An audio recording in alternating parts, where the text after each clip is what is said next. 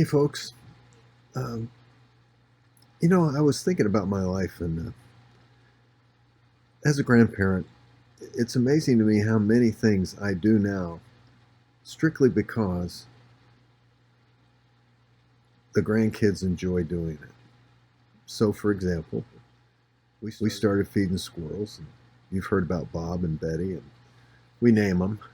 They haven't seen Bob around. He doesn't. I don't have the squirrel that eats out of my hand, but they come close now, and we're working on it.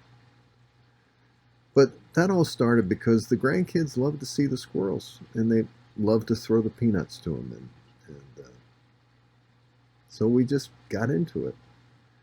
And I never used to like just doing lots of things. I've been doing some projects with my other grandson. Now he's kind of an eccentric student of electronics. He's experimenting on all kinds of things. There's not a thing that he can't tear apart and try and figure out why it works that way, and in the process kind of destroy it. But my grandson Avon, for example, for Christmas, he built his mother a speaker, a remote speaker, Bluetooth.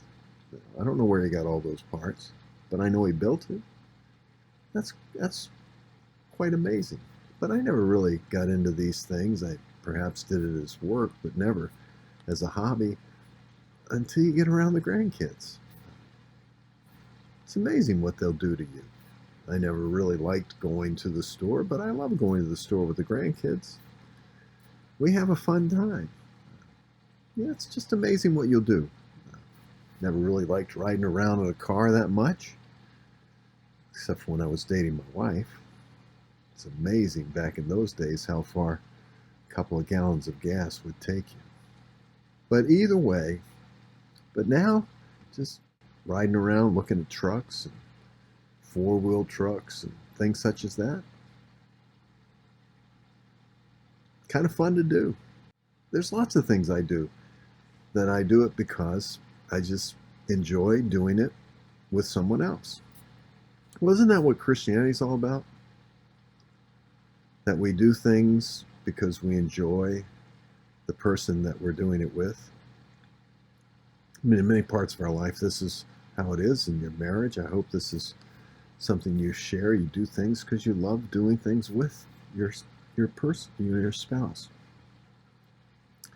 But in Christianity, we do things for others that we never thought we'd do. That's the beauty of the Holy Spirit gifting us to be involved in areas.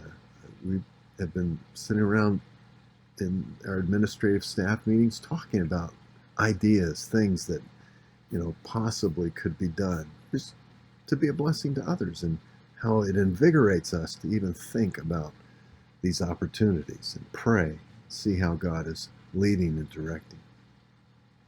I don't know about you, but for me, life gets pretty dull and boring if I'm not being challenged by the Holy Spirit to think about. Just try it. Get involved. And I hope you do that in the church that you're in, and I hope you do it perhaps in some capacity, if you're in this church, in some small capacity in this church, whether it's through prayer or an activity or any of the many different groups that are vested in the church. But it's just an opportunity. And you might learn something that you never thought you could do. And you're just strictly doing it because you're doing it with someone else you enjoy being around, and that God's in it with you.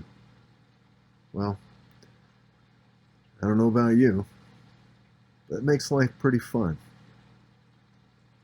I can't even begin to tell you how much my grandkids have added to my life. Sue and I just are blessed on every level. And we've done some of the stupidest, craziest things. Well, not Sue, but me. Because it's your grandkids. You'll do anything just to get a smile on their face. Till next time, friends. God bless you.